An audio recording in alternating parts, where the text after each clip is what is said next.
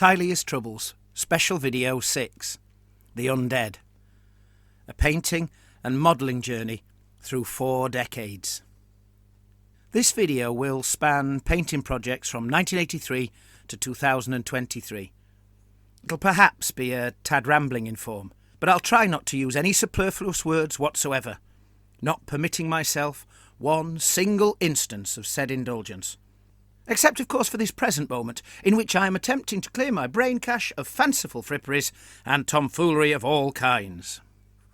First up, the undead cultists of the Discipline Arti Dinagash, as seen in Tilea's Troubles Part 62. The newly made vampire Biagino's main source of corpse recruits, by his own preference, was the great charnel pile of fallen Morite dedicants of the Discipline Arti di Mor, aka Flagellants, lying upon the battlefield of Urbino. As all my existing zombies were dead Empire soldiers or dead pirates, some of which will appear later in this video, that meant I needed new zombie figures, who looked like they'd been cultists in life. Cue some kit bashing. I used 5 different sources of figures. Mantic's Kings of War zombies and ghouls would form the main core, with elements of Frostgrave cultists, Games Workshop flagellants and Games Workshop ghouls stirred into the mix. Here are the almost purely Mantic models, zombies and modified ghouls, as well as a mix-up of the two. There's a little bit of milliput added to one, but all the rest seem to work well as representations of raggedly undead cultists. Here are the Mantic-Frostgrave mix-ups. Again, there's a touch of milliput, but otherwise they're mostly Frostgrave heads added to Mantic torsos, the heads being leftovers from the many sprues bought for the Discipline Arti di Mor. These are Mantic-Games Workshop kit bashers, the Games Workshop parts being from their plastic ghouls and flagellants. Here's a close-up of some of my favourites, again made of a mix of parts. These ones I thought came out quite well posture-wise. Here's a close-up of my favourite Mantic-Frostgrave kit bashers. There's a vicious-looking, spiked club, and all of them still have the hoods they wore in life. It's a horrible thought, but I reckon if they've rotted inside those hoods, then it could get messy indeed if they were ever removed. During the modelling of these uglies, I think, although I'm not sure, I might have invented a new way of doing hair. Admittedly, only crazy hair can be made this way, but I never claimed to be a stylist, and besides, this is what my own hair looks like if I don't tie it up, so this is pretty much what should be expected of me. The technique involved pin drilling plastic sprues to create curly strands. I then cut the strands into bits, a rather fiddly process, then blobbed some glue onto a head. I chose an entirely bald head for the first transplant operation, but you could go for fashionable extensions instead. Then I gently pressed one end of the strands, one strand at a time, into the blob. After that, I brushed, bent, and squashed the strands into place for that just stepped out of the salon look. If it's been done before, I apologise for my vainglorious claims. I do know wargamers are always after tips for their hair. If, however, it was done after 2018 or thereabouts, then I was the first. When painting these, I was going to try a wash technique of sort, which was not easy, but I'd done it before and it kind of worked. The wash would create the skin, then I would add my usual black undercoat to everything else and continue as normal. Then I thought, why risk enamels? So I tried a new technique. Having painted in enamels for decades, using a black undercoat and cell shading cartoon style over the top, I thought I would finally have a go with acrylics, despite not having the tiniest clue on how to employ them. I wanted the figures to fit in with my existing armies, so I didn't go the whole hog. Instead, I sprayed a white acrylic undercoat, then painted, washed, dry brushed and inked away at the flesh, until satisfied, although I see now how amateur my first attempt was. Then I slapped a black enamel on all the clothes and weapons and painted the rest using my usual style. I was hoping to save time, always a consideration when trying to paint a unit of 50. It turned out this was no quicker than my usual method. I like the more subtle way the faces came out, much better in close-up than my normal style, despite still being crude for acrylic faces. I didn't think of ink till late on, having never used it ever before, but once I tried it, I decided I would do so again. The scabby bloodiness of the wounds seemed convincing. I also washed some green in to add a hint of rottenness. This guy I particularly liked. Some of the guys turned out particularly threatening. Looking at these two pics now, I think that this second threatening guy actually has the same head as the first. Another new thing, I used some square 2x2 multi-bases instead of the 1x2, 1x3 or 1x4 ones I usually use for big regiments. I wondered if this would make it even easier to rank the unit up, and thought it would help in story photos, as I could have them moving in a thinner column. As for the experiment with the hair, I can't decide if it worked well or not. I thought it would look more, well, hairy. Still, I doubt these guys use conditioner and hairbrushes often, so maybe it should look matted and greasy. Now, to show just how different this new technique is to my old style, here are two zombies together. How times change, eh? Still, I kind of like both techniques, each in their own way. Now I've shown you one of my cartoon zombies, I really should show you the others. Be warned, these are not to everyone's taste. Some of these featured in the video part 22, the Viedas and Terror. They were done in 2 batches, years apart, many years ago. First, I painted a regiment of ex-Empire soldiers during a campaign with 6 friends, back in the early 2000s, before I started any real internet involvement, other than emails for in-between role-playing game campaign settings. I painted them, cheekily, in one player's Empire Army colours, so that he would see he was now fighting what used to be his own soldiers, resurrected in the service of the enemy. You can see a smattering of red and white quartered, and the use of some Empire sprue arms and legs and bodies. I must have taken the picture later, though, because they're carrying a pirate flag. In a later campaign, again before my internet battle reports began, I wanted an army of zombie pirates in the same cartoon style as above, so I could mix the earlier troops in with the new ones to bulk up their numbers. I was using the White Dwarf Luther Harkon zombie pirates list, and as instructed, I mixed the plastic zombie parts with the Empire Free Company parts. Pistol-toting as they are, I reckon they use them as clubs, now that they're undead. Such weapons surely have too many moving parts and loading procedures for the average zombie intelligence. Here are some individuals, starting with 2 captains, the second of which I think does remember how to use a pistol. That arrow must have stung when it went in, and I wonder how he lost his eye. This bunch are among my favourites, especially the stripy breeches dude at the front. What a pose. There's a dude in spotty PJs and another who seems to have lost his trousers, though his shirt tails keep him decent. If that is, a zombie could in any way be considered decent. This zombie I love, but maybe not as much as the pirates love their rum. Here is one still burdened with the carrying of it, despite already having died. Best of all for me are the handgunners. More accurately, the blunderbusses. As per the rules, whenever these guys fired, they invariably killed more of their own than they did the enemy, due to the multitude of misfires they suffered. Not rotten luck, but rotten pirates, rotten powder, and rotten barrels. One of their artillery pieces, rather appropriately for a cartoon army, is a pencil sharpener. One of the crew is a Plastic Games Workshop model, the rest being Reaper miniatures from their Razig range. Here the zombie pirates are on a ship, crudely made from a cigar box as a fancy floor plan for a Warhammer Fantasy Roleplay Pirates adventure. Again, there are Reaper miniatures in amongst Games Workshop plastics. It was for the zombie pirate army that I made accounts as Luther Harkon type vampire, swapping a Games Workshop Strigoi vampire's hand for a plastic ogre hand and blade. You may recognise him as the Vampire Lord Adolfo from Tilea's Troubles. The skeleton pirate next to him is a Reaper miniatures figure. The army's pair of bloated corpses was slightly converted in the tummy area. Old, HeroQuest, plastic mummies. Why I never got round to painting their faces, I know not. I probably just forgot, and then never noticed until now. Here is a shot from an old pre-campaign battle report / story.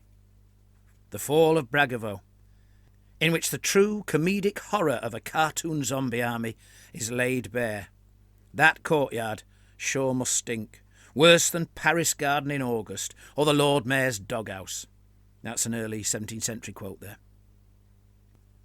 Now, before your eyes begin to ache looking at the weirdness which is cartoon zombie pirates, here is a preview of the swamp pirates who will appear sometime later in the campaign videos, much later.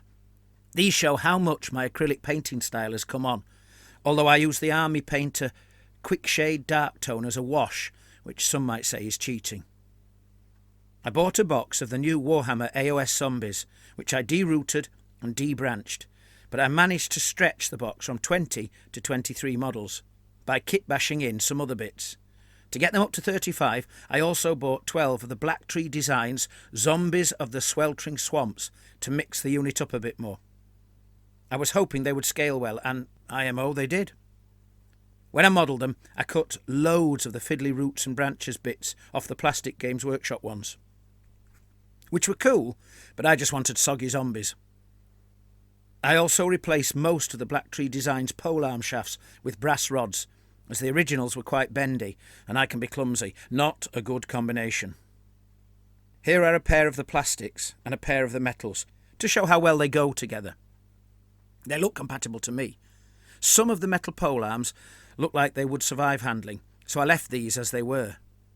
Quite a few of the others needed cutting off, the hands drilled and brass rods inserted, after which I just stuck the original blades on the end and voila! I love their weird long polearms, perhaps representing some sort of swamp beast fighting weapons they died attempting to utilise. I reckon that when painted and rebased, they would mix and match quite convincingly. Here's another comparison shot. And this shows some more of the Games Workshop plastics derooted. I now had 35 to spray with primer, paint in acrylics, dip in the Army Painter Quick Shade Dark Tone, matte anti-shine and then rebase. I thought the acrylic paints and the dip technique I had tried recently after nearly 40 years of enamel black lining should work well on these. One of my earlier experiments in dip is shown later in this video. Here are some kit-bashed ones, 2 with Mantic skeleton legs and 1 with a Frostgrave Ghost Archipelago crewman's baggy pants. First, I did a paint test run. Like I said, acrylics, then Army Painter Quick Shade Dark Tone, which I washed on with a brush, then anti-shine, which didn't work very well, but I like that the models look wet as they wander a swamp. I'd been experimenting for a year and I was starting to get the technique about right. The first model is a Black Tree Designs metal. His thin, bendy lead spear shaft was one of those replaced with a brass rod. The middle one is one of the newish Games Workshop plastic zombies. The third has a new Games Workshop top half and a Mantic Miniatures skeleton's legs. This test convinced me that this very simple technique would work. So different to my old style. Here I'll show them complete, apart from basing. The command are all Black Tree Designs swamp zombies. The standard came out much darker than I wanted, but I'll know next time. It must have taken the commander some time to haul himself out of the boggy waters in all that armour. Here are some of those intended for the 2 front ranks, being Black Tree Designs models. I'd had my eyes on this range for several years, and was just waiting for a valid campaign reason to include them. You'll see what that was in the later videos. Here are some others intended for the front 2 ranks, being Black Tree Design figures with lovely long spears, replaced with brass rods. Here you can see the rear of one of the guys. Those skulls, that chain, are way more realistic than I'd ever achieved in all those years of enamel cartoon style, and I blooming love it. Here is the 3rd rank, Games Workshop, uncluttered by roots. That woman zombie in the red dress looks like she's ready to do some real damage with that 2-handed cleaver. Here are 4 from the 4th rank, again Games Workshop, derooted. One of these guys was obviously a soldier in life, while another guy had apparently been chained by the ankle. Talking of chains, the 4th rank contained the unit's 1 space filler. I wanted to make my 35 models into a nice, square 6x6 footprint, and thus this idea. The stake still needed more work, but after which, here she is. I had an idea for a story about a situation that reveals something important about a certain marshland region, but that's all for later. Here are the 5th and 6th ranks, all Games Workshop, all derooted. Now I want to take you back in time, the days stretching to weeks, then months, then years, then decades, then... Stop! Go back too far and we'll be looking at my action men from the 1970s. Actually, I couldn't show you them. Mum made me give my extensive, intact and well-preserved action man collection to her friend's little boy. A dozen action men, including 2 pre-gripper hands, a helicopter, a horse, all sorts. He tortured them in his garden, and I couldn't bring myself to see what he'd done with them. But by then I had Traveller sci-fi roleplay and fantasy wargaming in 28mm scale to distract me, and so I found solace in those instead. These are some of my Warhammer 1st edition army figures, all painted with Humbrol and Airfix enamels, which seems to stand up to time quite well. Here we have Citadel miniatures and Grenadier miniatures Fantasy Lords. I love that Grenadier standard bearer. These are Games Workshop and include an Undead Beastman. My brother painted some of these, I think, memory hazy, although I think I came up with the shield design, a skull and a kiss. I've no idea now why I chose this design, but I suspect its simplicity attracted me to it. 2 Grenadiers, a Citadel, and what I think is an Essex Miniatures, with emphasis on I think. It's the one without the helmet. Again, my memory's hazy. I may not have known the manufacturer at the time. I can't find him on the interweb netverse, so I'm probably wrong. These are all Citadel, and in a satisfyingly similar pose, as if they're acting as a unit following the same orders. Here's a Grenadier command group. I can't remember which ones were from the 1st or 2nd series of Fantasy Lords. I seem to have inquired the models from both. And here is another model which I think is Grenadier, but perhaps from slightly later. Here are my 1980s Skelly Foot standard bearers all together. Now for something a bit different. Prince August models, which us adventurous 1980s kids had to make ourselves using molten lead poured into black rubber moulds. We did this in the kitchen and using the cooker, so I suppose our mum didn't realise the dangers involved either. We wanted bigger armies, and these moulds were the only way we could afford them. Swordsmen in the nip. And here is the, again memory hazy, Citadel miniature I used as their champion. Halberdiers, looking like a medieval Dance Macabre woodcut or some such. As do these scythe-bearing skellybobs. Here are my elite foot soldier skeletons, mostly Citadel miniatures. The guy on the end, with the animal skull shield, was a kind of supervillain in our old Woofrup campaign of the time. Here you can see some of the elite, a little bit better. There was a horse-riding equivalent of the man in the middle. The weird helmet dude with the missing spear tip is another mystery model. Well, to me at least. I nearly forgot to include these. These are skeleton archers, which were an army list option way back. These are all Citadel, whereas these are, I think, Grenadier. In fact, I'm pretty certain. This one is obviously some sort of undead beastman as well, armed with a crossbow. Now for some skeleton horsemen, starting with Citadel. Apparently, these rode zombie ponies, while this bunch were mounted on some sort of lizard horse. These cavalry were among my favourites. I can't confirm the range. I thought they were one of the Grenadier Rangers, but not their Fantasy Lord skeleton riders, some of which will appear soon. I asked in several different Oldhammer groups years ago, never got an answer. If you know what they are, then please tell me in the comments. Here I seem to have swapped the Citadel and Mystery Riders and horses around, presumably for variety's sake. Grenadier, Fantasy Lord, Skeleton Cavalry were my favourites. This one is Citadel, being the mounted version of a figure seen earlier. And this ancient figure, its original cardboard base still visible, I always thought was Citadel. It featured in the famous 1986 publication Heroes for War Games, named as an undead horseman, and I think that book shows only, or mostly, Citadel miniatures. This one was painted by my brother, back when he was about 12, I reckon. And here's another thing I nearly forgot to include. An old Grenadier chariot, which is one of my favourite models of all time. It really showcases, well, the height of my cartoon painting technique. I really like the way the decoration on the chariot came out. The horses just really pop.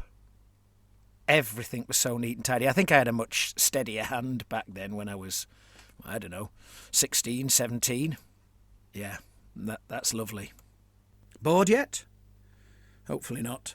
If not, then please allow me to show you some other Undead projects of mine. Here are some Vampire Counts Black Knights in enamels, being Games Workshop plastics and blooming lovely figures. On the bones I tried a technique I rarely use, washing. This is not easy with enamels as you have to thin with thinners, which can upset the layer of paint you're attempting to wash over.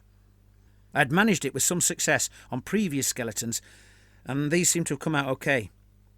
I must admit I always end up painting bones over the top, pretty much as I would with a black undercoat, but the end result seems a bit more subtle than my usual cartoon method. Here they all are. And here they are regimented into a battle formation. I used 10 of the new style riders and 5 of the new horses. Because I'd used the other 5 horses for my hex rays, I rustled up 5 old plastic skelly horses from my bits box to mount the remainder. You can see I've added 2 of the newer riders moulded with the horse's armour onto the old horses. It worked well enough and added a bit of variety at the least. The commander gives you an idea of my attempt to make the armour a bit rusty and characterful. This guy shows you how the old unbarded horses worked quite well. I mixed colour into the metallic silver iron to make for a slightly unworldly effect, which kind of worked. Subtle for enamels, at least. Talking about otherworldly, I'll show you my hex wraiths, although it was my player Damo's versions who perished dramatically in the Valley of Neurochia, the Necropolis Valley of the video part 79. They are Games Workshop plastics in enamels. I didn't realise how close to the Vampire Count 8th edition Warhammer Army Book photos I'd made these in terms of colours until I was done, and only afterwards looked at the pictures. I was wanting something ethereal for their flames and robes and barding, but I wanted that to contrast with my usual cartoon style with the rest of the figures, bones and weapons. So I didn't do a complete black undercoat with cell shading over as usual. Instead, I used a white undercoat and washed paint on. Enamel, thinned with white spirit, a potent concoction indeed. Using a mix of blue and metallic blue, which was 20 plus years old, last used for 15mm Traveller sci-fi role-playing figures. For the blue cloth, adding more yellow for the green flames. Then I black undercoated all the rest and did my usual time-consuming cartoon technique.